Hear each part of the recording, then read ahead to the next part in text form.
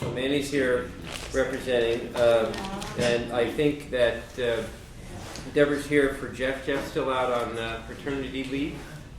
Deborah?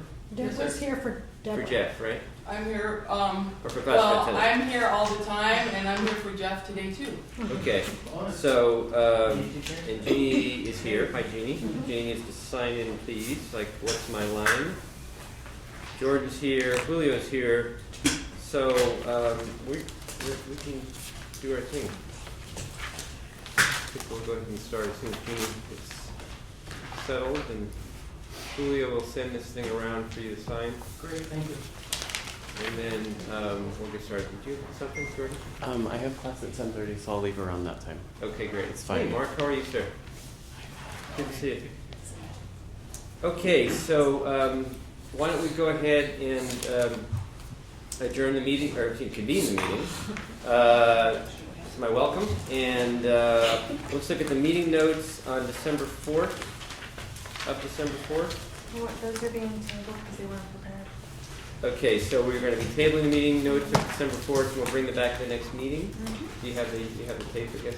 Nope. I'm going off of previous notes, but I have You get it. So we'll bring those in at the next meeting. Public comment. Any members of the public here who wishes to make a comment? Okay, thank you. Information item only for action improvement plan. Now, I understand that Matt is not feeling well this morning, and Stephanie was going to be here to Stephanie's report on on it. her way. She's So- moved to the old room location. Why don't we hold that for now, and then we'll come back to that when Stephanie arrives. So that moves us to discussion and consultation. Move location of the College Council meeting to conference room C217. I think that the thought on that, and this is from 2 meetings ago because I was not able to be here at the last meeting, was it was kind of cold and kind of a distance to the circadian, and then we had the expense of sitting at the room all the time and what have you. And if we felt that we could accommodate enough people, we could move it back to the president's, either the C217 or to the president's conference room, whichever one you're more comfortable with. The only problem that we run into with the President's Conference Room is the conflict of PAC overlaps with College Council. PAC being the President's African American Advisory Committee. Well, we can probably relocate them to C217.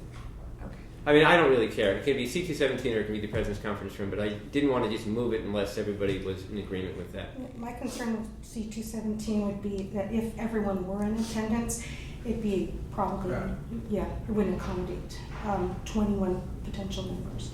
Or Okay. So where the president's conference room will, Yeah. and then if we feel we're going to have a little bit of a crowd, we can always bring in some extra chairs. If we know that the agenda's got something where we might have a lot of people from the public arrive, we can always add that. So with everybody's agreement, we'll go ahead and move it back to the C235, 33, and we'll go from there. Okay. Good morning, Crystal. Student equity plan. I believe that Cynthia was going to be speaking to this. Ryan, do you know? She asked her to be put on the agenda. So we'll defer that for now. Hi, Julie. How are you? So we'll come back to that when Cynthia arrives. And the IOG. So now let's move to the status of creation of the College Coordinating Council Committee to review policy 2000.50 and procedures. Yes, and by the way, that is a typo. It's policy 2000 and procedures 2000.50. That's what I thought. Okay. So I have representatives that have been assigned from classified staff, from students, and from Management Association, but I'm still waiting on faculty representatives to move forward. Which policy is 2000? I'm sorry? It's the shared governance policy. It's the one that relates to this particular committee. The big concern and the reason for this coming up was that we have this chart that shows our shared governance procedures, which seems to imply that this committee votes on things, and then we have our procedures, which seems to imply that this committee doesn't vote on things, and we wanted to figure out what the best model is and make the changes necessary so it agrees. Hey, Stephanie. So So basically, once the Academic Senate provides their representation, you're ready to go to work? Immediately. Okay, and that's basically to take a look at the existing policy, tweak it up as needed, look at the existing procedures, tweak it up as needed, and make sure that we're all on the same wavelength regarding our shared governance processes. Brian, how many faculty reps are we talking about? Two. Two, thank you. Okay, so thank you, Manny, for dealing with that. Sure. Anything else on item number 3, status of creation of the CCC Committee and Review Policy 2000 and Procedure 2004-50? Hearing none. Stephanie, if you've caught your breath from coming up the stairs, are you ready? If not, we can wait a minute or two. I was like in 3 different places. Are you okay? You can wait. Yeah, I'm good. Okay, so Stephanie, as I mentioned, Matt is under the weather this morning, and Stephanie was kind enough to pinch out to give us an update on the AIPs, the actionable improvement plans. I'm going to pass these around. And what this is a grid that shows you each one of the AIPs that was developed in the self-evaluation. It tells you what standard it applies to, and then what it does is it also identifies a responsible individual or entity. Sorry. So it identifies that person. And this particular handout is going to also be discussed at Monday's P&P meeting. And the Planning and Priorities Committee will oversee this, and then we'll also be asking the responsible entity to report back to us in February. We're happy to take any feedback from this committee now, or you can email either me or Matt. So just basically what we've got here are 47 actionable improvement plans. They are listed in the left-hand column and exactly what they are, and then the next column what standard they relate to, and then who the responsible either individual or entity is for getting it done, and then the scary status box. And the status box is something that will be tracked by P&P, like I was saying. We'll talk about the responsible individuals entity and how to develop that kind of status report, and we'll keep track of that in planning and priorities. But as I was saying, if you have any feedback before we take this to P&P on Monday, that would be appreciated. Like I said, if you have feedback now, I can take it now, or you can always email me, or you can email Matt if there's something that you have after you look at it.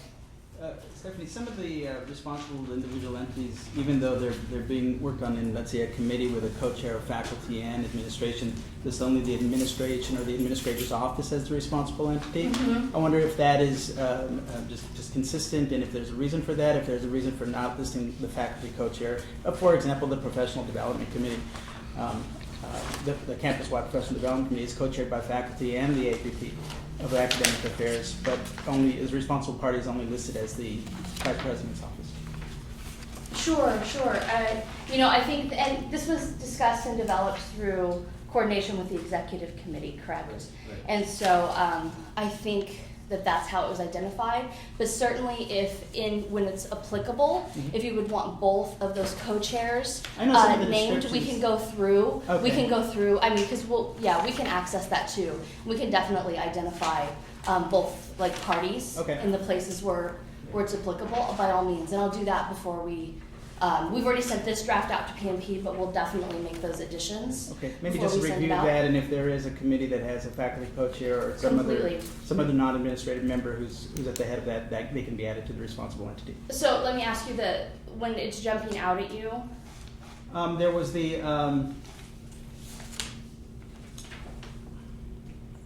so for instance, in the middle of page 2, the college will develop a comprehensive professional development plan. It says the AVP Academic Affairs and Professional Development Standing Committee. That is the committee, of course, but The full the committee. co-chair of that is not only the Vice President of Academic Affairs, but the faculty co-chair as well. Okay. And I'm just curious with whether the responsible entities should always be an administrator or administrative office if there aren't others who are maybe equally involved in the process. First of all, I think it's a really good thought because for two reasons. One, I think the accrediting visiting team will be happy when they see that. And secondly, given 10+1 and the responsibilities that the academic center faculty have for many of these functions, giving them side-by-side billing, if you will, as a responsible party sort of implies that they have a significant responsibility to get this done, as does the administration. I mean, the ultimate responsibility is the administration's, but the reality is that given our shared governance system and the like, the faculty has to do a lot of the heavy lifting on this and should be indicated as such.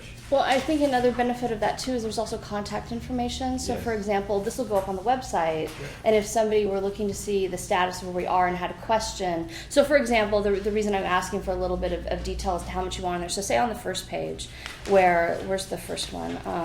The second one, this is Planning and Priority Standing Committee. Right. Would you like the two co-chairs to be listed there for each of those items? Is that how detailed? Well, I mean, if based on what you just said, if you anticipate people contacting the responsible entities Sure. for information and updates, it would make sense that the individual contact information would be there. That's great. And we've done something similar to that with the grid in College Council that shows the status report of all the public feedback that we receive for the self-evaluation. So it would be consistent with that. So we can follow that same kind of format.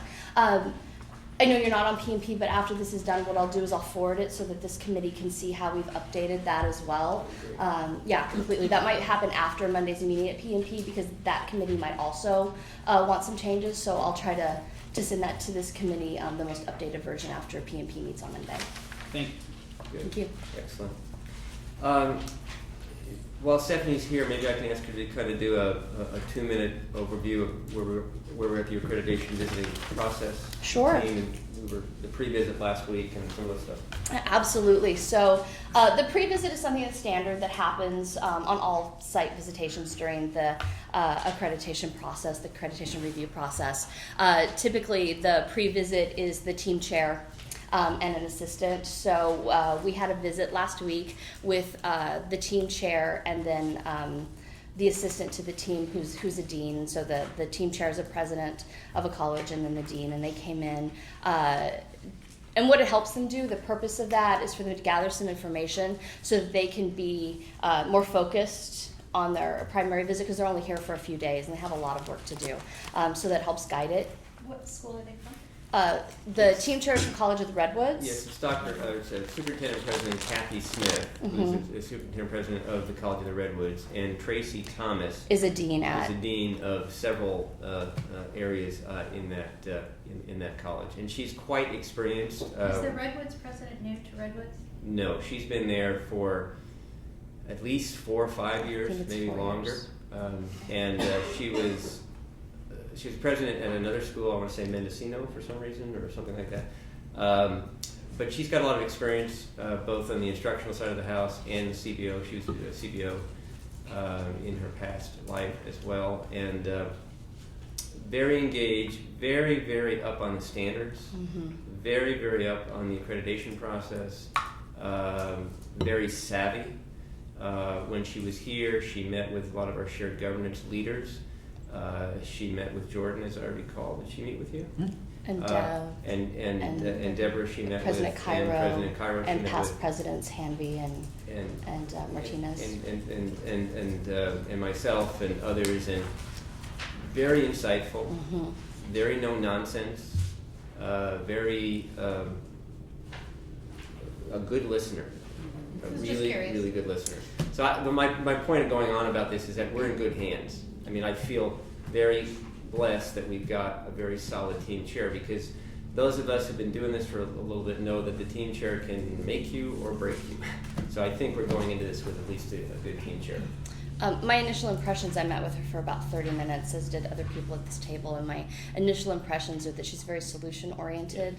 A lot of it was, what can we do to help you make your institution better? What can we do to help you better serve students? And so the questions were all guided around that kind of focal point. So that was something that I found to be very positive. And Julie, also when we get the official list of the entire team, we'll put out a newsletter that has a little bit of information about each one of those, so that people have answers to those questions. There are 14 team members, So far. big team. You want to tell them about the schedule a little bit, or do you want to do that? Yeah, so we're developing, we're just in the stages of developing it right now, and once it's finalized, we'll share it with the campus community. Matt, who, you know, serves as our ALO, is working closely with the team chair to develop the timeline, the schedule for when they're here. So the team chair kind of guides that. They'll give us a list of people that we know that they want to meet with. They may want to visit some of our off-site locations. And so they'll let us know what they want to do while they're here. And then we'll continue to develop and finalize that schedule. And once that's finished, and we're able to solidify meeting times for people when they're available, then we'll share that with the campus community. But as we're developing that, Matt will reach out to people who need to have scheduling times to meet specifically with team members. So we'll work with the campus community to do that. In broad strokes, they arrive here on the 2nd. They only spend about an hour to 2 maximum on campus on the 2nd in a kind of an open, welcome community forum kind of a discussion thing. Then they will disappear into their team rooms. They'll have 2 rooms, one here on our campus and another at a local hotel. They will spend the majority of Monday, and if you've been on teams, you know you work 18 hours a day. You work daytime, you work at night, you do what you need to do. But they'll spend the majority of their time on Monday in the team room, probably back at the hotel. Then they'll be on campus on Tuesday and Wednesday for interviews, as Stephanie described. And then they will come here on Thursday for a brief Like an exit thing, 30 minutes to an hour maximum, and then they're they'll gone. retreat back to the hotel to finish writing the document. So one of the things that we're going to put out communications with the campus community, that when they're here there'll be an open forum, and then there'll also be the closing forum. The open forum is someplace where the campus community can come to communicate with the team, just keeping in mind that the team will just listen. They'll just absorb the information from those open forums. At the closing forum as well, it will be broad strokes of how their initial impressions, but we won't know anything about their recommendations or ACC's final decisions until after ACCJC's business meeting in June, so we should hear probably in July. Right. And just one slight edit to what Stephanie said. There are actually going to be 2 campus forums to communicate with faculty and staff. Oh, morning. One will be morning, and then, or probably in noontime, and the second will be like at 5 o'clock that day to make sure that we can get our evening faculty engaged who want to be engaged in others. So there'll be a total of 3 group things, if you will: a welcome forum, a faculty forum, staff forum, and then a second one for the evening crowd.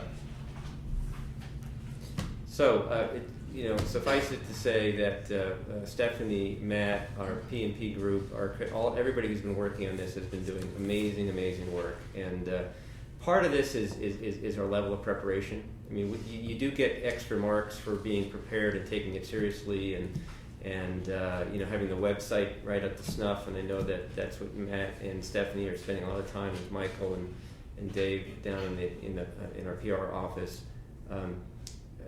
There's a one-click concept for data. When everything in self-evaluation, we want to be able to everybody go to the website, particularly the visiting team, and on one click get to exactly what they need to get to, and that's what they're working on right now. And that is a huge undertaking. So we appreciate that. Anything else on either the actionable improvement plans or accreditation? Yes, sir. On page 2 of the actual improvement plans, near the bottom of the page, it says the college will develop policies and procedures, and it assigns that to the college coordinating council. And I was thinking what you were saying, Ryan, about returning to the shared governance procedure, because this council doesn't develop policies and procedures, does it? And is it premature to assign that to the council when the shared governance procedure hasn't been rewritten to maybe make that one of the functions of the council? Well, the policies do tend to come here at least for distribution. We don't develop them, though. Where are you? Yeah. Oh, I see. It's sort of the I'll middle default. We can't develop procedures, this group? Absolutely. Yeah. As an entity, yes. Okay. College will develop I thought our policies job was and to or review you see where it is? and make recommendations. Second page Okay. here. There. So it says the college will develop, let's see, policies and/or procedures for the regular review and maintenance of all staff and student handbooks. Is that the one you're referring to? Yes. It says College Coordinating Council. That's for the College Coordinating Council to oversee and to, but that doesn't mean that this council Doesn't mean necessarily the has to college be does the it. body that actually Right. completes those things. It's just It'll the come through entity us. that's in charge of keeping track of everything. And making sure that it Develop is happens. the right word there for that, considering that the developing probably won't be done here, even though it'll eventually get to I us. think what Steph is saying is it doesn't say the College Coordinating Council will develop, it says the college in the aggregate will develop. And then the College Coordinating Council has the oversight responsibility to make sure that happens. I think that's what you're trying to say. Yes, that's exactly what I was trying to Okay. say in All right. a, Thanks for that in a much more clarification. fluent way. Sure. Thank you. Okay. All right, so we are good. We say thank you to Stephanie, and we go back to class, I guess, right? Oh, wait until the report out. Exactly. All right, thanks again, Stephanie, appreciate it. Okay, so still don't see Cynthia, so we'll go to board policies and administrative procedures. And this will be Crystal and Ryan, or Ryan and Crystal, or how are we gonna do this? I'll default to Crystal, unless you want me to. It's an honor to me. I believe these have been brought here and you've had time to review them. Yes. The first set, all but the sexual. This is the 3,300 public records and 3,200 accreditation. There's only very minor adjustments to both the policy and the administrative procedure. I believe for public records, there were no adjustments to the administrative procedure. Just a couple of language changes in the policy statement. And for the one on accreditation, there was some required language that we needed in the policy statement that was added, that's the red. And then there was one slight adjustment to the procedure under 1E where instead of a member of the Board of Trustees being on the accreditation steering committee, they are appointed as a liaison to the accreditation steering committee. So why don't we take these one at a time? Now, this says for a discussion of processes. What was that? Oh, well, last time we met on December 4th, there was a question of what the process was for review of board policy and administrative procedures. And we just wanted to clarify that these particular processes were just changes related to language requirements in the law and accreditation standards. And that if people have interest in other changes, they can of course bring those recommendations through to College Council. Okay, so with that said, public records, board policy 3300. So as Crystal just mentioned, what we have in front of us here is the red language, which is, in this case, indicates that it parallels language that was recommended by the Policy Procedure Service that we work with and use, and by our legal counsel, LCW. And you see the strikeout of what was deleted and the new language underneath it. So it's pretty straightforward. Does anybody have any questions about that? Yes, hi, Julie. Those, did you call on me, sorry? Yes, I did. Okay. When you establish those procedures, where will those procedures be held, visible for the rest of the world? Great question. I'm actually in the process of developing a new policy and procedure website. And you can actually get to it from the current one up at the top. It says click here and click on the here. And it takes you to the new website, which outlines all the new policies and all the new administrative procedures. And we're also including on there the date they were last reviewed, so we're much more transparent about our review process and when we're doing it. And it also allows us the opportunity to review them separately. So sometimes it's just the procedures that need to be reviewed because we've made changes internally and the policy statement can stand. So that's all there. Will the old policies and procedures be archived in a way that they're easily accessible if people want to compare the new with the old somewhere down the line?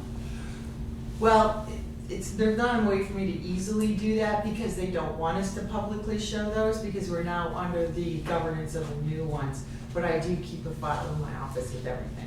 Okay, so if we wanted to look at an old policy procedure, we just request it from you? Thank you. Yeah, we have all those. Didn't we call that the blue book once upon a time? Well, that's the really, really, Real. really old one. There was We a only tattered had binder paper with format. yeah. You'll Uh, see notations in some of these down at the bottom where it says it replaces the blue Oh, book there it is. policy. There it is. So those are like they came from like the early 80s that we just never fixed. So we're fixing them now. They were using chisels and hammers back then. Okay, so I guess it's appropriate to take a formal action on this. Is that the pleasure of the body? So if that is, I hear a motion to approve board policy 3300. Can I make a statement? Yes, ma'am. It's not really an approval process because the way this To receive. policy says, it's that we're going to recommend them to the board to approve. Okay. So the board So will ask the College Coordinating Council, seen them and recommended that they move forward to the board for approval. And I just want to be clear, the board does not approve administrative procedures. They only approve the policy statements.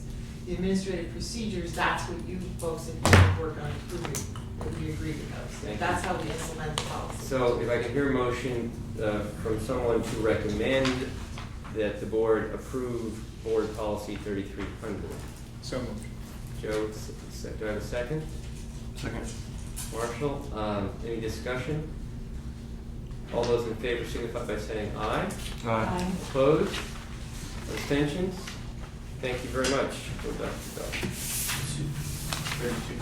3200 accreditation. Ryan or Crystal, you want to say anything about this? This is just basically, down at the bottom, you'll see, I think you guys all have colored copies. If you'll notice, there are 4 statements in red, which basically direct the superintendent and president to keep the board informed, the district, make sure it's compliant. And what this actually does, it's required by ACCJC, it's part of the accreditation standards. It puts more onus on the superintendent and president, and will be very clear, it's their responsibility to make sure that the college and the board are informed. Okay, let's just start with a motion, then we can go to discussion. Do I have anyone who wants to make a motion that this be recommended to the Board of Trustees for approval? Can I make a suggestion? Sure. It just to streamline the process, it might be easier to just read all of them through and then move them through as one big motion. Are people comfortable with that? Well, the next one is a first read, so this will be the last one that we're going to be voting on today. Okay. I move to recommend BP 3200 to the board. Second. Discussion. Hearing none, all those in favor signify by saying aye. Aye. Opposed? Abstentions? Thank you. So the next one is it is on public records. It's an administrative procedure. So, Crystal, again, you want to describe the difference real quick, please? Which one are we looking at? AP 3300. Actually, there's absolutely no changes in this. This is exactly the procedure that's currently in place, we're just moving into the new numbering system. So this is a first read, you said, Ryan? No, the sexual assault one is. Oh, okay. So we'll go back to that. Okay, so do I have a motion on AP 3300? More a question than a motion, I'm sorry. Sure. They actually don't have to motion at all, there's no changes to it. It's really just informational. I've made no changes to this. How do we change it if we want to? Well, this would be our opportunity Okay, to so at least talk about it. what I'd like to say is, it's clearly not working. So what I've heard from people who put in public records requests is that it's very difficult to get responses. And I'd like to know what it is about our policy that might be failing us. And maybe Marshall has an answer. Yeah, I was actually going to echo what she said. Being someone who put in a request a little over 2 years ago, it took a year to get a response from Gail Cooper, to which she said, I responded to you and I said, show me the email, and she couldn't find it.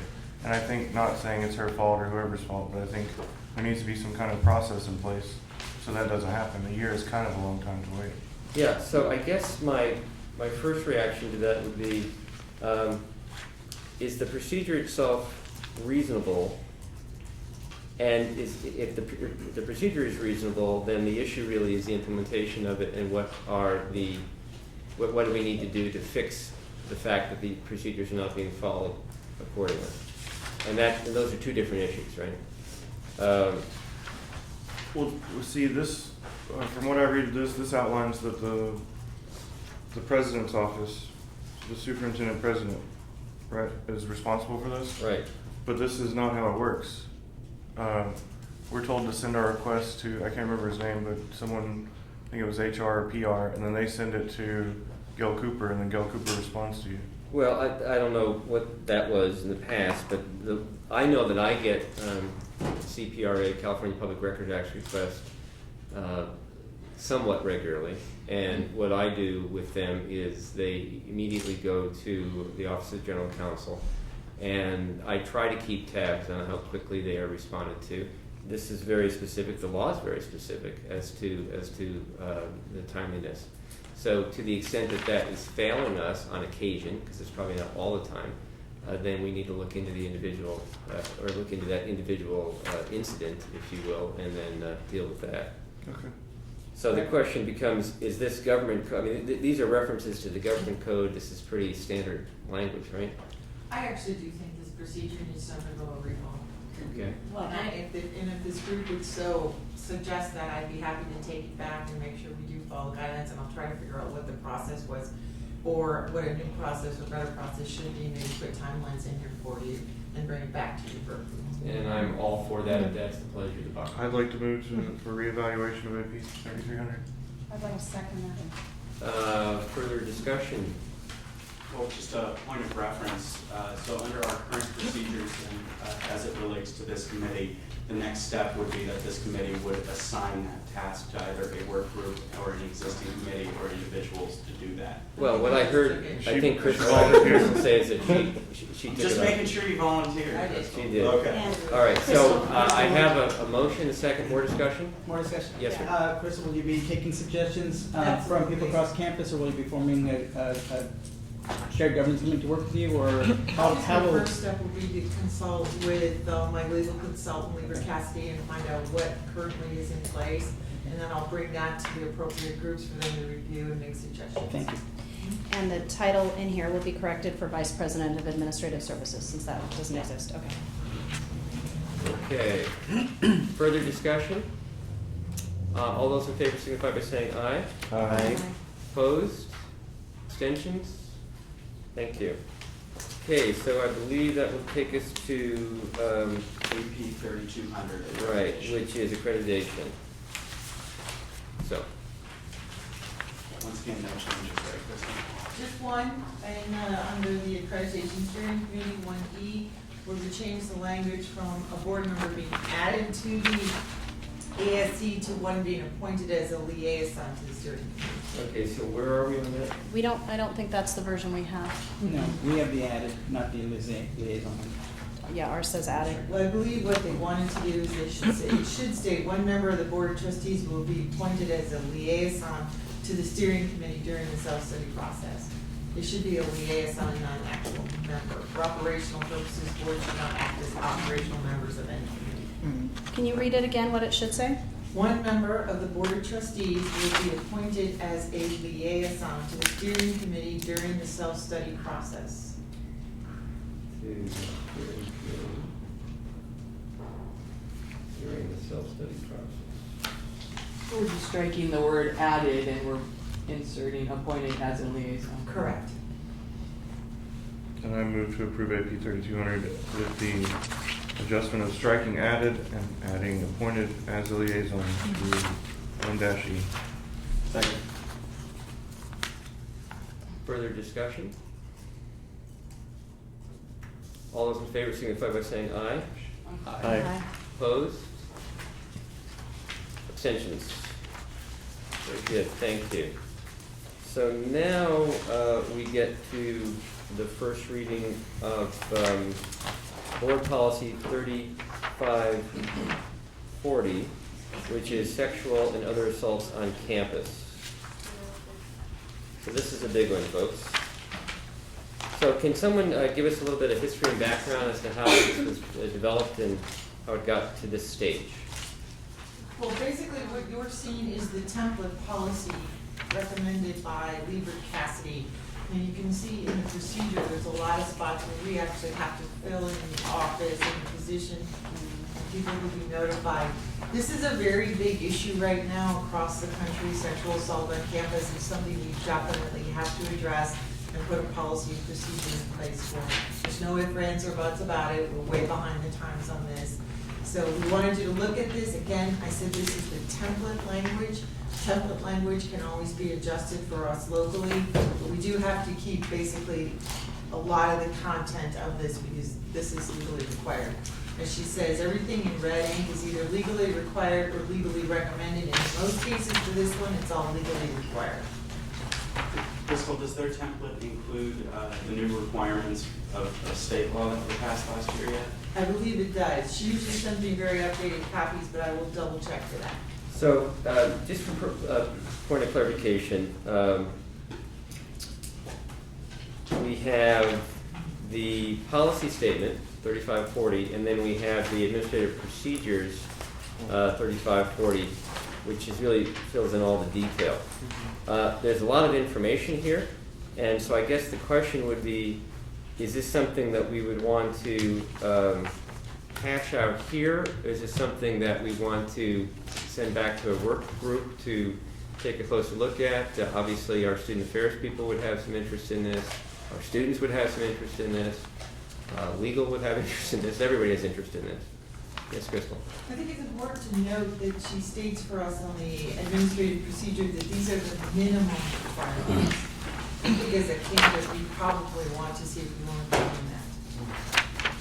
I know that you've said this a billion times. Okay, I'll say it again if you want. The difference between policy and procedure. Absolutely.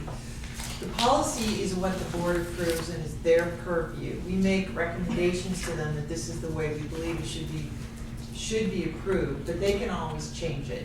When it comes to administrative procedures, that's the purview of the campus and the superintendent president, because this is actually how we implement the policy on the campus.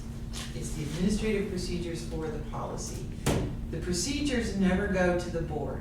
They do not look at it anymore. They don't approve procedures. That's all done internally by us. And that occurred over many, many years of board in-servicing, let's put it that way, in terms of helping the board to understand what their role is, the difference between policy and operations, if you will, or overseeing things from an administrative point of view. And the board is actually in pretty good shape on this right now.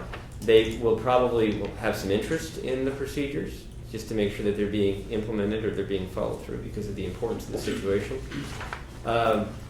But basically, it is the purview of the campus. So I'll go back to the question, how do we want to move forward on reviewing these procedures and working this through?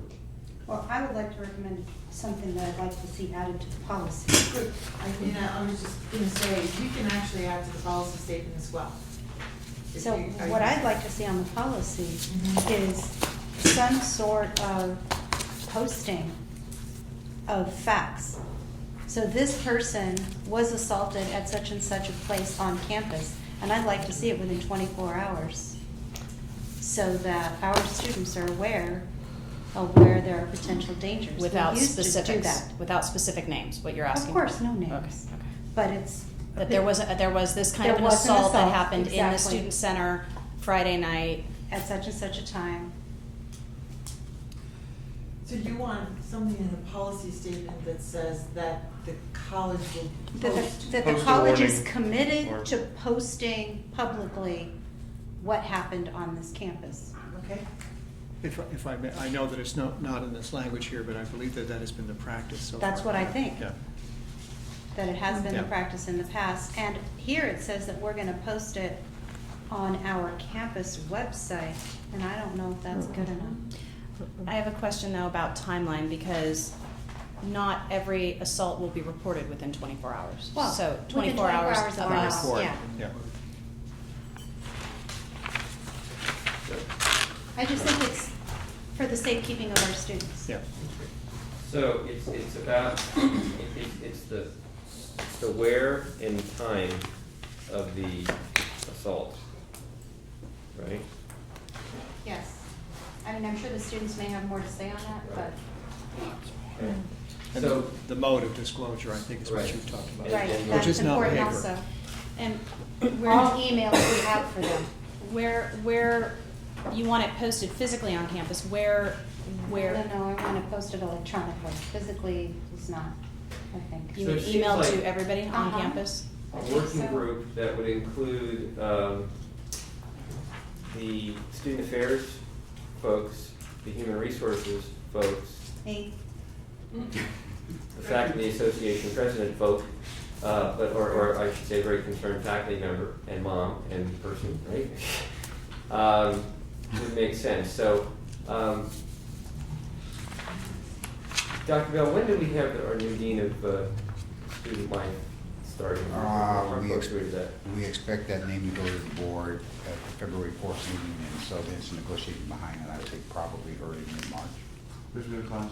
Okay, see you guys, thank you. If you want to get the committee started, I'll be happy to join the committee to represent student affairs, and then we can, delegate that to the person when they come on board. So why don't we ask Dr. Bell to at least initially convene the meeting representing student affairs. Julie, if you would talk to Terry and decide which one out of HR will be part of that. Terry will need to be. Okay, we'll let her know, we'll just make the note, and then we'll follow up with the interim chief Matchin from a campus safety point of view. Julie's volunteered. We'd probably ask the shared governance groups to appoint at least one person, academic senate, classified senate, and the management association. So we'll follow up with Dr. Bell, get this group going together. Crystal, I heard you say that time is of the essence on this, but how much time is it? What do you think the issue is? Time is always of the essence. Right. I'm not saying that we have to do it in the next month. I'm saying though that it is a huge issue and we need to be visibly working on policies and procedures that say that we are concerned about this and we're moving forward with definitive action. Okay. So I think if we can get it done this spring and get it to the board by summer, that would be great. Okay, so we'll put a goal together, completed by spring. We'll also volunteer Crystal, because we're good at that, to be a resource associate to the to this group to help them with whatever needs to be done. Okay, good discussion. Anything further on the board policy 3540? Kathy had Yes. On this one, if you're creating a group, I'm just questioning and asking if perhaps Rich Fire, Technological Services, Yes. CCART, Yeah. someone from that group should Or be Joe part of this. Busso too. Yeah, so I was actually thinking something similar, but I think Dr. Bell will bring along your team, but I think the CPART people, which is Crisis Prevention and Rapid Response Team. It took me a long time to remember that acronym, but that's what that is, right? That Rich Beyer and Chief Matchin and Joe Bushko are they're all greatly engaged in that, so we'll try to make sure that at least one of the health professionals is on that group. Streamline the discussion, ladies and gentlemen. I'll take this to a student affairs manager meeting. Rich, Joe, that whole group is there. Present this to them, get their advice, bring that back, and recommend that they join the initial meeting. So we'll do it all in one fell swoop. It'll be easier that way. Okay, so if anything else on this? Then we'll move the agenda. And the next one is Spring Campus Climate Survey. So who put that on the agenda? I Okay, so Ryan, please. So last year we had Modern Think here, and typically they do re-evaluation every 2 years, but we wanted to make sure that we had an evaluation in between. 2 years ago, we did a campus-grown survey that Crystal worked out with shared governance groups to make sure it had appropriate questions and met the needs of the campus as a whole. And so this is a draft of that previous survey, updated for spring 15. We ask that you take it out to your groups and see if there's anything that you would like changed so that we could administer it this semester to get a sense of how we're doing on our efforts to improve the campus climate. Have any changes been made other than the date? I don't. From the last time that we did this, not Modern Thing? I don't think so. Okay. I think I sent them just the actual template and you just asked them to change the date on it. Yeah. Okay. Is it possible to get an electronic version? Oh, sure. To review? Yeah, I can send with- out the electronic version. To the- It's a PDF electronic Yeah. version. Sure. Okay, so So that was it. let's see if we can establish some kind of a timeline on getting, because I- my sense is we want to implement this survey this spring, is Yes. that correct? Then to do so, we really need to kind of move this along a little bit. We'd be looking for having all the changes and the approvals by the next college council so we can move forward. Which is February what? It should be on the bottom. February 26th. Okay. Okay, so let's just agree that at the February 26th meeting, we're gonna decide something to move forward. Okay, thank you. Is there an opportunity anywhere on here for a qualitative response? If you like. There is on the back. Yeah. Oh, thank you, sorry. Yes. Oh, there is, sorry, back. okay. Yeah. Final comment. I apologize. Can we have that electronic copy immediately so that Academic Senate, Monday, maybe we can notify the Academic Senate by then and distribute that? Yeah, and so you'll email a Word version so it can be tweaked with? It doesn't come out as a Word. It doesn't. So is it writable on the Because PDF? it's a Survey Monkey survey, so Sure. it comes out as that PDF. It's always as a PDF. But you can always put post-its in. Okay, that's it. Just post- something And that we I'm can more than easily willing distribute to- and people can read. Yeah. I'm more than willing to go through one with red pen on it. Yeah. I know we got a lot of faculty in the room and you guys like the red pen and stuff. That's a good pen.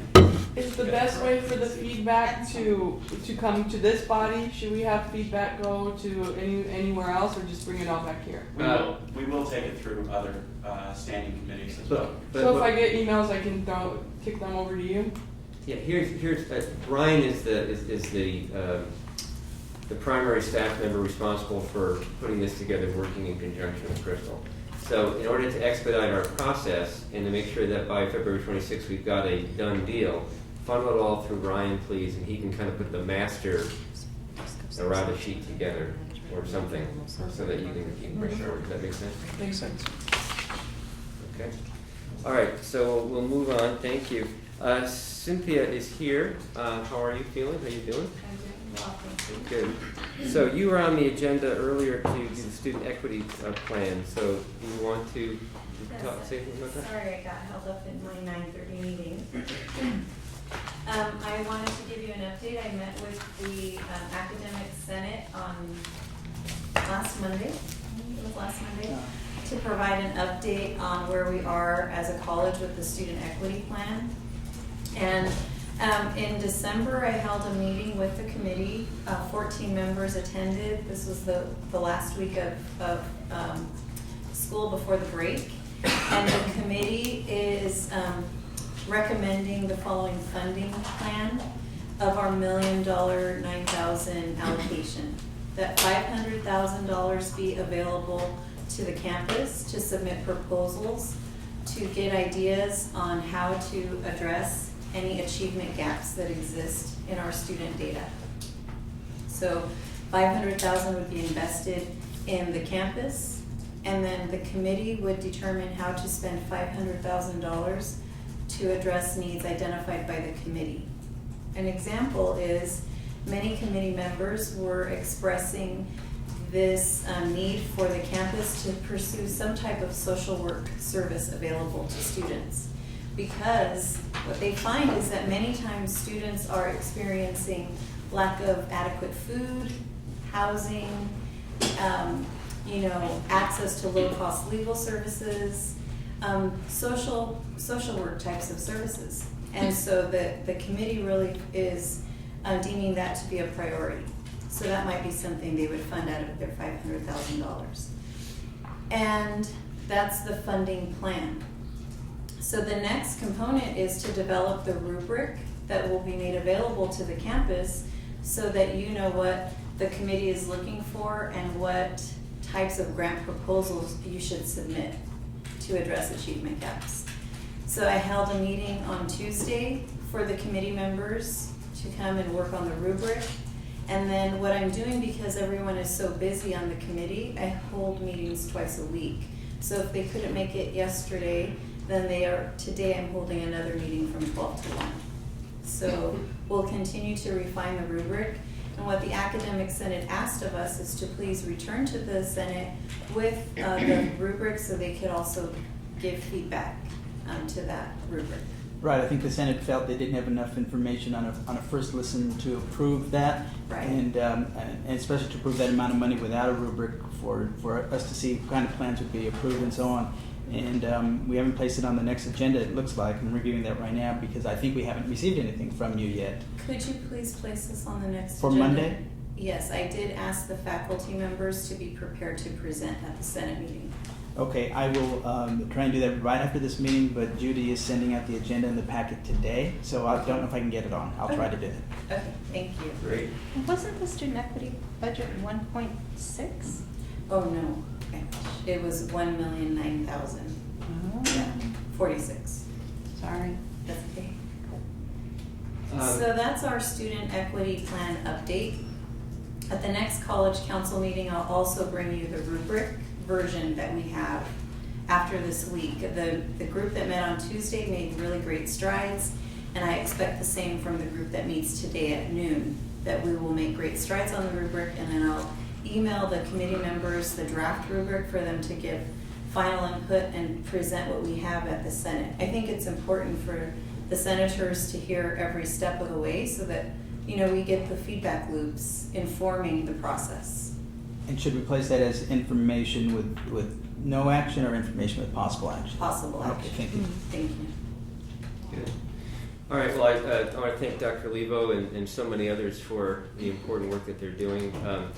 The Student Success Support Program money, SSSP, as well as student equity money continues to flow from the state. In the upcoming 15-16 budget, there is an additional sum of money available that will be equal to, if not a little bit larger than what we've got right now. One challenge we have, particularly going into 15-16, is the matching fund requirement for the SSSP money.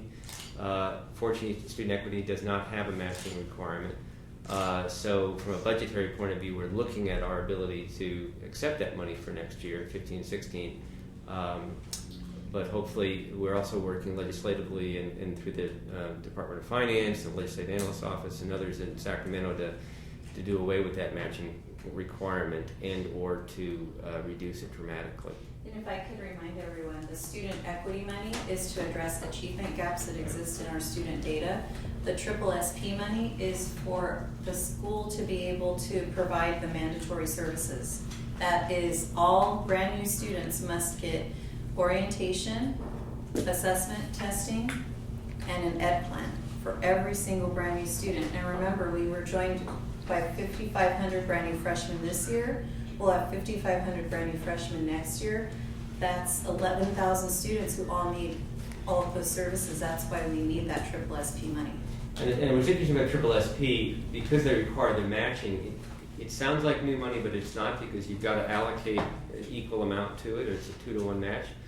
And many districts, from particularly the smaller ones, the mid-size, even many of the larger ones, are having a very difficult time finding that matching money because they're looking under sofa cushions. It doesn't exist anymore. So it's a big issue, and CEOs, CBOs, boards, everybody is sort of politely up in arms about that. So hopefully there'll be some relief on that issue. But anyway, it's great work, and this all comes from the Student Success Task Force, those 21 recommendations, and as a result of that, they put money. It's not an unfunded mandate. They're putting money behind it to achieve these goals. 4, 5, 6 years from now, they're going to look back at the metrics, at the outcomes, and they're going to want to see that they got something for their money. So that's why this planning is so important, and the ability to actually implement what we promised to achieve the outcomes, or else the money will not be here 5 years from now. Okay, so thank you. Any no further questions of Dr. Levo? Thanks, Cynthia. Okay, so we go back to the standing committee updates, and Can I give an introduction? yeah, I was going to say a few words too, but why don't you go ahead and go first?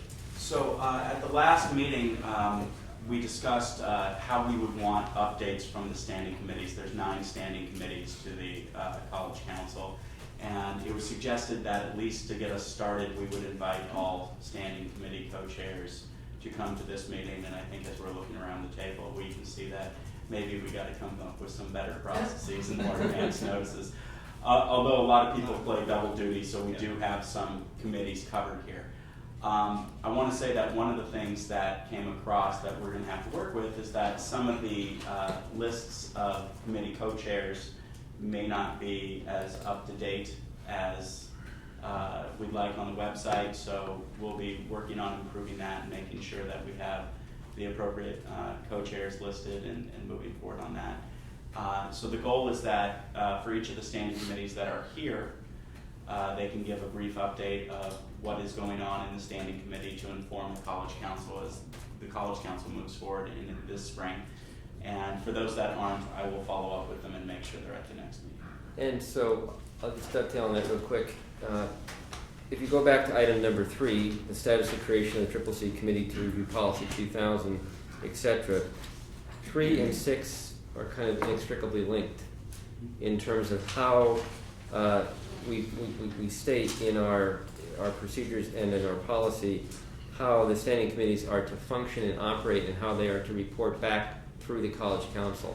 So in this kind of reevaluation of Policy 2000, we'll really focus on this, and we will advise the chairs of each of these standing committees of what their responsibilities are vis-a-vis not only what the subcommittee does, but the reporting back to and through the College Council. That'll be part of it as well. And I think also one of the, it might have been Eduardo had mentioned that in that process he'd also like a review of the purpose of each of the standing committees as we move forward as well. Yeah. So we're working on it. Julie? Maybe I'm the only one who would want this, but I like the verbal feedback, but for me, it would be nice to be able to get a written summary or feedback too. That will be easier to share. So maybe if we, and maybe I'm getting a little too technical, maybe if we had a standard format for how they all present it, like there's a template and it has the mission of each committee on the top, and that's part of the standard template, and then there's a place where they can do the summary, and that could be provided, so even if they cannot attend in person, there could still be a summary provided. Is that too much to ask, or does anybody else even want that? I think if they're coming to every meeting, it's probably too much to ask, but I think that's certainly something we can work on in the work group as we look at the policy. Well, yeah, so actually I like the standard, Bob's personal opinion, I like the standard reporting document that every committee can use and work with. And I like the charge, you know, the name of the committee and the charge right up at the top to remind everybody what it is they're supposed to do. And so, and whether they appear in front of us monthly or whether they just send a written report, at least we get something submitted to the council. I like that idea too. And even if they report no change or work still in you know, whatever. But that way we have an actual physical record of it. Yeah, for purposes of sharing with my shared governance group, it would be so much easier if I didn't have to relay it verbally, but we could actually, I could bring it to my next Senate meeting and we could submit it for the minutes, and then, or I could make copies and give it to everyone, something like that, where I don't have to tell them, oh, and they said, because that takes a lot of time and this would be so much easier. We want to make sure we don't create an onerous process, make it too difficult, because no one will ever want to volunteer to be the co-chairs of these committees. But still, there should be something that's pretty basic, just a one-page. Well, and then I think it helps that if we're all trying to take notes when they're talking, how we go back and present it to our groups is all going to be slightly different. And I would hate for us, any of us, to misrepresent what a committee was doing or saying. And that way, if we had it in writing, it's consistent. And I'm sorry, I'm adding work to whoever. But We'll get you. Don't worry. Turn it over. That's okay, I'll just hire someone to do it. Okay. Yeah, right. Anything else? So for those who are here, you know, for example, Ruben is not here. I don't know, and I know Coleman's not here either. So there's no one here from facilities that I'm aware of, right? No. Health and safety. Anybody here from health and safety? No. Planning and priorities. Yes. Stephanie's here. Hi. If I could also just add to that conversation, if you had a common sheet, it would be excellent evidence for the self-evaluation. And if we could house it in a common place, it would be really easy to pull that as we go through. And the College Council, we have a website, and it could all be filed there. Be housed there. That would be actually very beneficial, as long as we keep it simple so it doesn't become onerous. So I'm the faculty co-chair of Planning and Priorities Committee. Matt Jordan is the management co-chair. Just as a reminder, the charge of the committee, for those of you who may not be as familiar with it, the P&P committee will guide strategic planning as informed by implementing the educational master plan. The committee serves as the accreditation steering committee as defined in Policy 2120 and manages the accreditation process, including the development of the self-evaluation, midterm reports, and any other reporting documents required for the accreditation process, just to get everyone up to speed as to what the charge of the committee is. At the beginning of this academic year, what I'll do is I'll just give you a brief overview of what we've been doing for this particular academic year. We have several members of the committee that are sitting here. We've done a lot. So she's like, ooh. Sorry.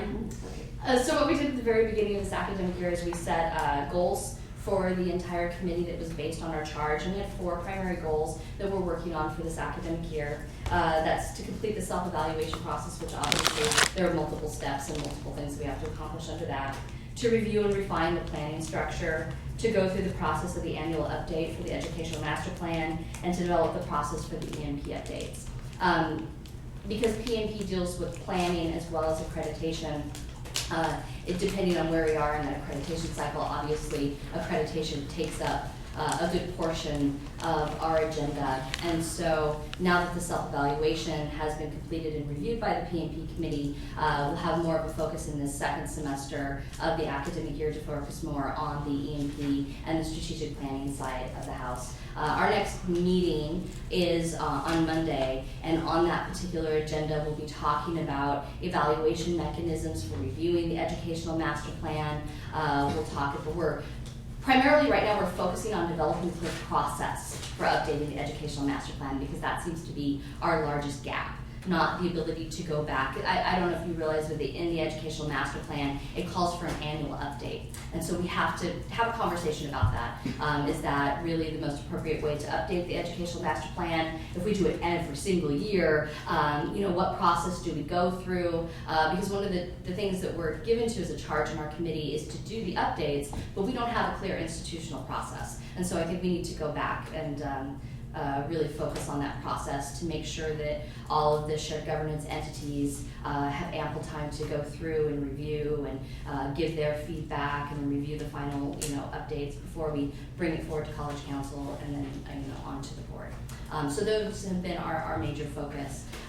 In terms of this last semester under accreditation, we obviously were working in a very detailed way with the self-evaluation over the last 2 years. The Planning and Priorities Committee has developed the entire process, and then we've carried it through from developing evidence grids and reviewing those to outlines to multiple drafts to the final drafts, and the finalized version of the self-evaluation. And now we're focusing on the actionable improvement plans, and so that's the real focus of accreditation at the moment. So those are going to be our focus. That's the focus for our committee as we move forward into this spring semester of tracking the AIPs and then also developing a clear process for updates to the educational master plan and developing clear strategies for planning.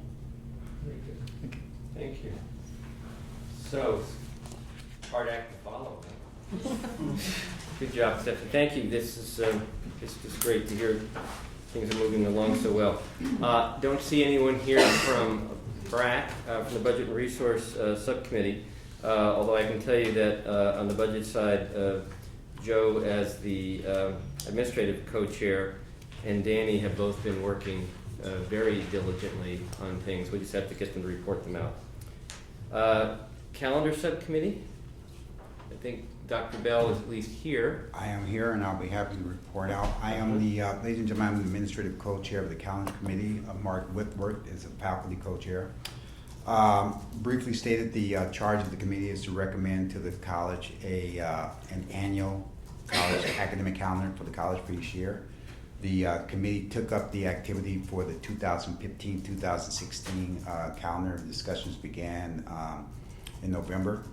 We've gone through 3 meetings. The first meeting in November was to review the current calendar, At that meeting, we did something that was a little bit different. There have been concerns articulated by the faculty about just the overall upkeep of classrooms. And so we asked Ruben Smith from Facilities to present to the committee so the committee understands as we develop an academic calendar, how there may need to be times available, open times when we're not in session for facilities to be able to access classrooms and do routine cleaning, if you will. Ruben Smith presented that at our November meeting. Our next meeting was last week. Dr. Kathy Scott presented to the committee on enrollment management and how we are scheduling classes and how that naturally needs to fit into the discussion and development of an academic calendar. Those are two most recent meetings. The committee meets in an hour today. Okay, at that time the committee will be taking up the first view of a recommendation to this committee, this council, for a 2015-2016 academic calendar. The committee's responsibility is to make a recommendation, and it is a recommendation, ladies and gentlemen, to this body, who then reviews it. The recommendation goes to the superintendent president, who then carries it to the board. So the committee will, the calendar committee will begin that discussion collectively as a group today. We've been a little bit delayed because we haven't had the full complement of appointees from some of the shared governance groups, and so it was difficult to get a quorum at some of our meetings, and so we weren't able to hit a quorum until the November 22nd meeting. It has come to the attention of the faculty that some in the administration are considering a 3-week winter. I want to be very clear. Our students are not capable of doing 16 weeks of academic work in 3 weeks. It would be a huge disservice to our students to do that to them. I appreciate that, Dr. Gildas, and to be clear, it's not a recommendation of anyone in the administration to do that. What was presented to the committee last week by Dr. Scott was a general discussion of how we might begin to structure additional instructional periods, which could include even the winter intersession, or structuring the scheduling of intersessions primarily, because our primary terms, fall, and springs are set on ways that we could do it. And so that was an example. It is not a statement of what we want to do. Dr. Scott is shaking her head no, so I stand corrected and I'll defer to her. Well, the Enrollment Management Committee is going to be reporting out after, but you can respond now if you want, Dr. Scott. We were looking at some of the calendars at Cal State LA and some of the universities, and some of them have a 3-week intersession. I would never, ever. I can't imagine, knowing Kathy as well as I do in the last 6-8 months. I would never. And I don't even want anyone to think that I would ever. Yeah. And that just goes to show what can happen when things are said. You never say never, but I can't imagine this superintendent president ever recommending a 3-week class. But there may be something where it might work on a short something, but it doesn't seem like it's going to. It was just talking about what Cal State LA's new calendar, and it looks, as I was looking at it online, like they do have a 3-week intersession, but that's their business, it's not our business. Yeah, I just want to be sure it doesn't become our business. It will not be, not while I'm here. So again, I can, at least not with my approval. Yeah, I also think in our, the Chancellor's Office has an instructional manual that we referred to when I was on CNI. And you have to leave homework time in between class sessions from one day to the next. So I don't even think we could configure classes so that there would be appropriate time for students to do their homework in a 3-week period. Yeah, possible. I don't think a 4-week period would work either. If you're looking at a 72-hour course in 4 weeks, there's no way students can do it. Yeah. Just out of curiosity, because I was not here when we did have winter before, how long was our winter? 6 weeks. It was 6 weeks. Okay, anything else, Dr. Bill? No, just that. I'm sorry. I have a question. When do we think we'll get the calendar We need to recommendation? get something to the board no later than March, mid-March? Well, actually, it's the committee's desire to get something to the board no later than the February 18th board meeting, so that the board has a chance to review it, we can finalize, get the board approval, and get that information up to the Chancellor's office in time, and also do the necessary programming in our internal banner system so that we get dates for registration and everything aligned early enough to meet student registration periods. So I think you said it would come to us, but we won't meet again before Till then. 26. Okay, then it will go in March, I stand In corrected. March. The committee is designed to conclude this work sometime in February. We'll get it back to the committee first. March 4th is the board meeting date. Okay, any further discussion, comments about the calendar committee? Thank you, Dr. Bell, for that excellent update. Now, Dr. Scott, Enrollment Management Subcommittee. The Enrollment Management Committee is meeting again for the first time, I guess, in many years, or several years. And our charge is that it states here that we will inform the College Council of matters relating to course offerings and members of sections provided in accordance with planning priorities defined by the Educational Master Plan. I think that needs probably some modification. I think it needs to include the fact that we need a strategic enrollment management plan and that we should be developing such a plan in this group. In the meeting that we had already, we are just providing an overview of what enrollment management is. And Paul Jarrell made a presentation at the last meeting that I thought was very informative.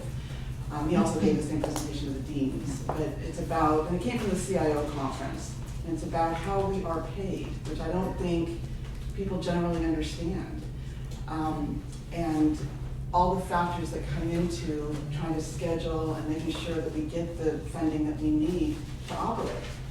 So that's where we're starting with the Enrollment Management Committee. I know that President Cairo sent that presentation out to the Senate for their review, and it might even be good to give that to the Senate so they see some of that information.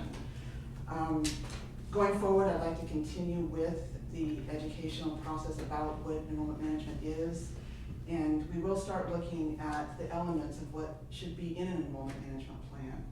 It needs to link with the Educational Master Plan, it should link with facilities, we need to look at the short, the medium, the long-term issues involved in enrollment management. We need to understand the importance of maximizing our resources, because when we do, we are able to provide more access to students. But yet, it's always a balance, because we have to balance quality with our need for sufficient funding. And that's, people have different opinions about that, but it's something we have to talk about. We need to make sure that we're using data, as we're doing right now with the deans. We're looking at census data from prior terms to see what students wanted, what times were most effective for students, where the greatest wait lists are. And I'd like the plan also to deal with what we do in times of growth versus what we do in times of cutbacks. We shouldn't just be running around in a panic trying to cut sections because we have to. There should be some kind of idea of what we're doing and why we're doing it, because we have to keep the students at the forefront and their ability to complete their process and move on. I'd also like to see us looking at retention and success numbers, because we shouldn't just be trying to bring in new students because we've lost the ones we have. We should try to hang on to the ones we've got. I know, when people are laughing. What are you thinking? There's an endless supply of them out there. The community colleges tend to be, a revolving door of new basic skills students. And that is something we need to address. And I'd also like to be sure that we're looking at labor market data. Where are the jobs? What are the certificates that we should be offering so that people can get jobs? What are the degrees and certificates people are getting now? What are the most popular ADTs? Looking at all that data and making decisions based on that. And making sure that we involve the governance groups and so that we all have an understanding of it. So that's where we're going to be going with this committee. As with what happened with the calendar, I'm still waiting for appointee. There's some appointee issues. There's a faculty co-chair who is President Cairo, and then 5 faculty. And so I need to get those names straightened out. I've emailed him a couple of times, but there's 6 faculty members on that committee, and I don't know who they all are at this moment. So as soon as I get that from him, we will start going again this semester. Okay, I can just say a couple other things that came up in the calendar committee. We do have a very good state budget. I'm very happy about that. We are meeting our growth target. We have grown 6% in our FTES this year, which is giant. And a lot of community colleges, from what I'm seeing on the CIO listserv, are not growing, and they're going to this little minor panic again. We know that we have 3.5% growth that the state will pay us for. We wanted to go over that 3.5 because we believed, and we were told, that there was a chance we could get extra base growth money if we went for colleges that could not grow. So we grew the 6%, a little bit of a gamble, but we were told we could do it, and so we did it. And we anticipate we will get paid for it. And yeah, we're about 500 FTEs over this spring over what we thought we would be. So people have done a really good job, the deans have done a good job, the faculty are taking extra people. I mean, everybody is just doing what they need to do, and it's really appreciated. We talked about the pros and cons of winter in the last calendar meeting, the effects on students, the possible effects on students, the possible effects on staff, the possible effects on instructional programs, and we had a good discussion. So I'll just leave it at that. So, thank you, Dr. Scott. I just want to emphasize the importance of strategic enrollment management as we move forward as an institution. There's so many things that are tied to that, starting with student access and completion and their success, everything to paying the light bills and everything in between.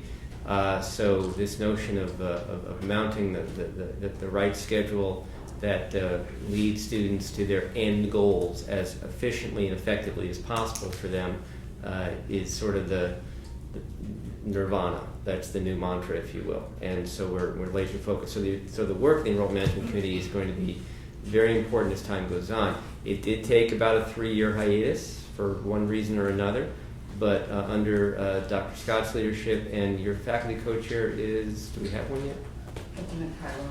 And President Cairo, And I also want Eduardo's to leadership. say that Julie's on there, and Rob Foster, and the people who are on that committee are really interested in See, and that's what it enrollment takes. management. And so the discussions are very good, and people want to learn, and that it makes a huge difference when you have people on the committee that feel that way. Fantastic. Just want to say thank you. Thank you, Dr. Scott, for your leadership in that regard. Anybody here from the Professional Development Subcommittee? Mandy? I can speak to that. Sure. Dr. Scott is the co-chair of that, with the faculty co-chair. We are very close. Our charge, first of all, is to develop a comprehensive professional development policy and procedure for the whole campus. And we are very close to finishing the first draft of policy 6030 and the accompanying procedure for it. We will be meeting again either at the end of this month or at the beginning of February for a final read-through of the draft we've put together, and then we expect to bring that to the appropriate committees for vetting. We think it's serving a campus of our size in a good way, and it respects the purview of the different constituency groups to be in charge of their own professional development needs, and it allows for other committees and other groups on campus to bring requests for professional development forward as well. And so I think we're really pleased with the work we've done. We've done some really good work recently, and so you should be expecting to see a procedure coming up pretty soon. Good, excellent. Yes. One thing I'd like to add, we're making sure that we are addressing AB 2558. Do you want to have that? Sure. AB 2558 requires that all colleges have a college-wide professional development plan and calendar, and that there's annual reporting to the Chancellor's office. And we've written that into our procedure, and we're ensuring that we not only assess for our own good to improve our plan, but also that we comply with that, because there's funding attached to it as well. We're hoping. We're hoping that there's funding. Yeah, well, there's supposed to be funding attached to it. Is there anybody from HR on this committee? No. No, because we are going beyond compliance, and we recognize that there are some compliance issues within our areas of focus, and those will be the area of HR. But we are not just sticking with compliance issues. And I think it would be helpful for the co-chairs at least to sit down with Terry and Julie and make sure that the appropriate overlaps or communication, or who's doing what, is well defined, so that we don't run into any issues on the road. But this sounds exceptionally positive. and heading definitely in the right direction. Julie? Are you going to the 4CSD conference, or is somebody from the committee going to the 4CSD conference? Which is? It's the statewide professional development group. I just got the notice from Leslie Carr. Did you get the? I did not get Do you want me to forward it to you?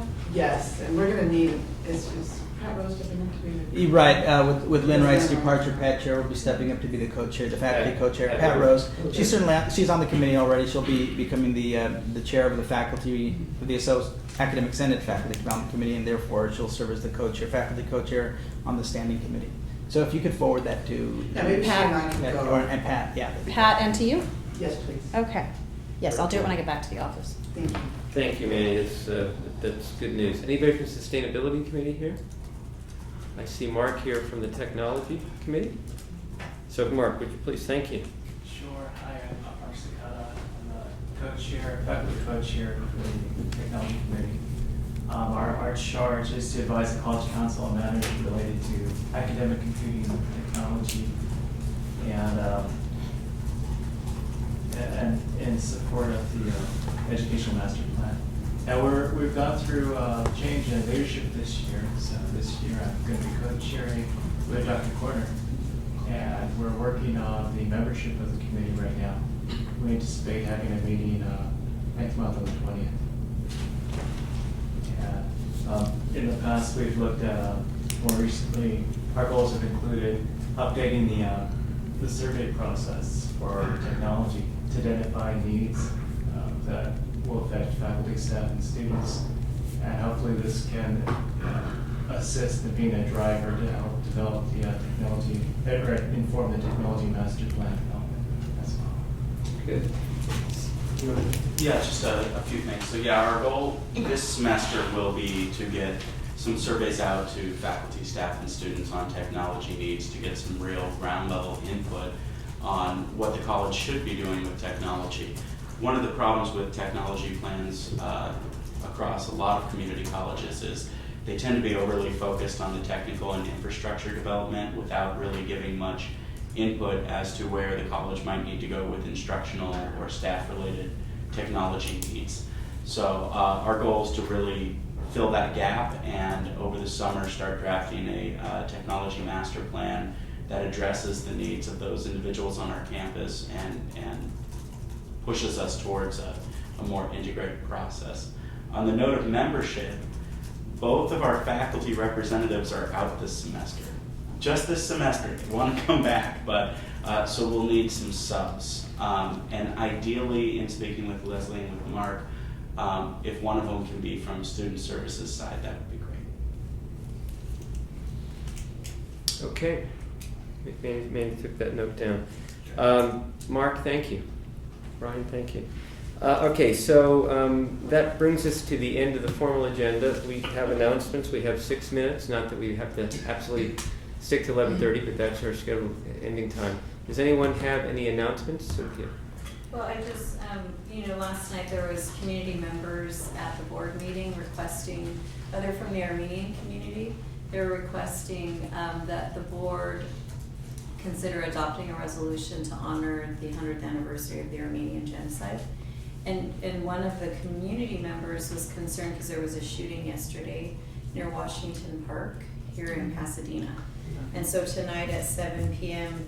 there's a neighborhood meeting called by Council Member Victor Gordo at Lake Avenue Church. And they just are going to discuss the incident that occurred. But the early information is that it was gang related. So I just think since we exist in this community, we should know what's going on. Good.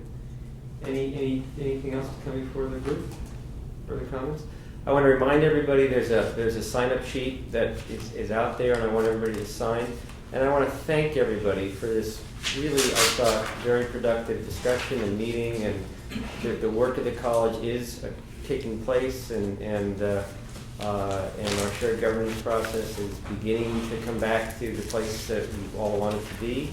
And I'm very pleased by that, personally very pleased by that. And I thank everybody for their contributions in that regard. Anything else? Thank you all very, very much. Have a good day.